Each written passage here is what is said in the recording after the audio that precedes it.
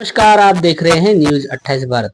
मुजफ्फरनगर के खालापार में गयूर ने अपनी 19 वर्षीय बेटी आरजू की आखिर क्यों की गला दबाकर हत्या। आरजू की शादी कहीं पे तय की थी, वो रिश्ता उसको पसंद नहीं था और इसी बात को लेकर पिता और बेटे में अनबन बनी हुई थी।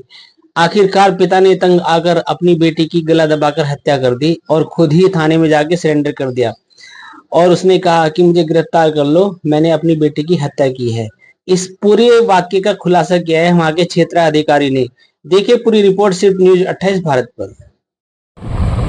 थाना खालापार जनपद मुजफ्फरनगर के किदवई नगर चौकी क्षेत्र में आज एक पिता ने अपनी बेटी की गला दबाकर हत्या कर दी। इस व्यक्ति ने स्वयं पुलिस थाने खालापार में आके इस घटना की सूचना दी और जिम्मेदारी ली। उसने अपना जुर्म कबूला। पुलिस द्वारा मुकदमा लिखा जा चुका है। इस व्यक्ति को हिरासत में लिया गया है और आगे की कार्यवाही कानूनी करी जाएगी।